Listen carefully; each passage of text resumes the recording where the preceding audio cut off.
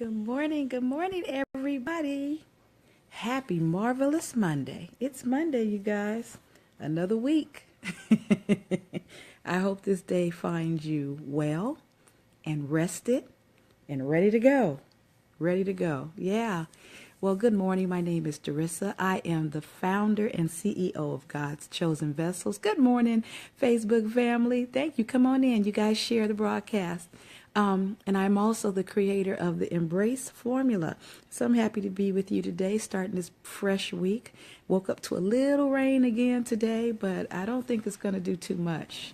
Just put my little one on the bus. So started my day. We've been up since a little after 5. And it's now 7 o'clock here, so I thank you for greeting me here on time. I appreciate you. I'm thankful that I was able to be here on time. So this is our word of the day, Embrace TV's word of the day.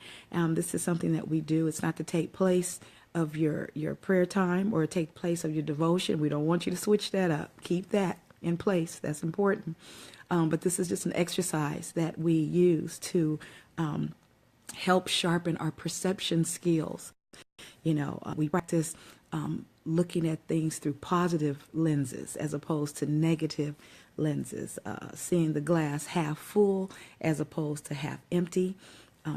We tend to panic when things happen in our lives that aren't planned, aren't part of our agenda, or that we deem or label bad or negative or hurtful or disappointing.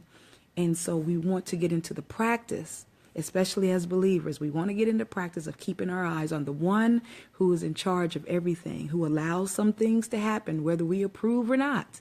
And because he allowed it, that means he has control over it. So we have to know that he has control over it. And so we shouldn't panic because of whose we are and because of who he is.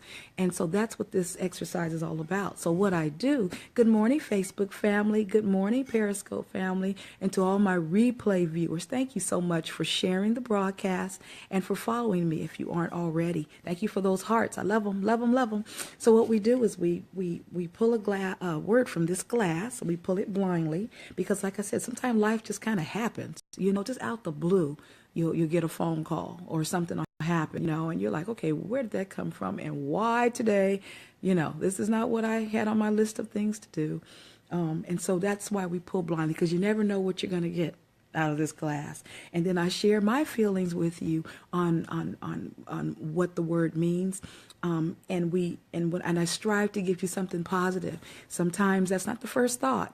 But I'll share with you my first thought, and we'll work our way and watch the process of it turning into a positive thing. Again, always the goal is to remember who's in charge and to remember whose we are and to remember that God has not forgotten us and that we have no reason to fear. We have no reason to be anxious. We have no reason to feel doom and gloom and woe, because he is a God who never changes. He never changes. Things don't take him by surprise. Maybe even if it takes us by surprise, it doesn't take him by surprise. He's not a happenstance kind of God. He's very intentional in what he does and what he allows. And because of that, then we should be secure in knowing that all is going to work out for our good. That's Romans 8:28, my favorite scripture in the Bible. Okay. Good morning, Nikki. Good morning. Good morning. Thank you for joining. I think you're responsible for my milestone today. So my sister, I say thank you. I appreciate you. That was a happy thing to wake up to. So I'm going to go ahead and choose our word of the day. I sent you a message in our chat. I don't know if you saw it. Thank you for inviting your followers. So, I bent this all up. The word of the day is second. Second. Second. Nobody wants to be second. I don't want to be second. That's a thought. Yeah, I don't want to be second in this life. I guess you can be second in a lot of situations. Some people are the second born. Yeah, sloppy seconds. That's a good one. Sloppy seconds. But it just came. Okay, so that's good, Nikki. I like that. Nikki said sloppy seconds for you on Facebook who aren't on Periscope. Sloppy seconds. Nobody wants to be sloppy seconds, but you know what? I don't care how many of us are on this planet and how many have come before us and who will come after us. In God's eyes, we're his number one. We are his number one. We will never be his second in mind. We'll never be his sloppy seconds. I love that. Even, in our relationships, in our families, on our job, we can always, that was your next thought. Yeah, I just feel that there's always an opportunity for us to not be number one. On our jobs, we can do our best, and you think you're leading the pack, and then you find out that they got their eye on somebody else to give the promotion to, when number one, you've been there the longest, working the hardest, staying the latest, that kind of thing, and you still come up second. In some families, when there's more than one child, there's always that kid that kind of feels like they're second best to the other one because of the way they're being treated. And in relationships too, there might be a situation where you always feel like that person is not giving the same effort that you're giving, and everything else comes first, that kind of situation. But to our God, we are his number one, to the point where, I'm gonna use Jesus as the example. When he was on the cross, he had every opportunity, because of who he was, if he wanted to get down and say, you know what, forget all this. I didn't do anything wrong. I don't have a wrong bone in my body. He could have rescued himself. They had angels, legions of angels come and rescue him. But he chose, because he put us first, to stay on the cross and endure sin as if it were his own, for us, to give us a second chance, which is a good way of looking at the second, a second and a third and a fourth. But how many times have we asked him for a second chance? So he put us first so we could have a second chance. Yeah, I like that. He put us first, and he will always put us first. He's never too busy to answer a prayer. He's never too busy to hear us when we cry, when we are worried or fearful. He's always there. He drops what he's doing, because I always say this, I tell my kids all the time that you are God's 1 through 9 things to do on his list of 10 things to do. You are items number 1 through 9. You are important to him. And on some days, you're all 10 items. He doesn't put you second. You are the apple of his eye, to the point where, like I said, he gave his only son for us. That's about as first place as you can get, you guys. And he did that so we could have a second chance.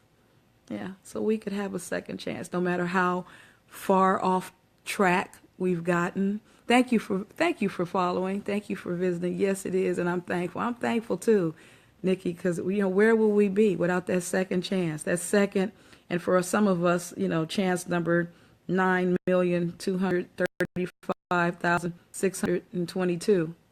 But who's counting? Every day is, Lord, I messed up. Okay, where could, and one. Right, exactly. And he's quick to forgive and forget, just so we can have a second chance.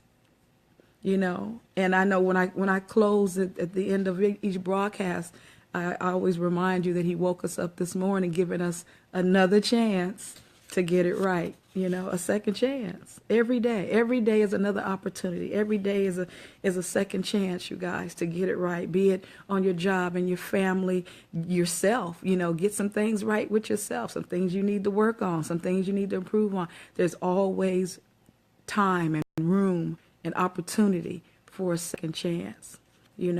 So I'm gonna end on that. So 2 things.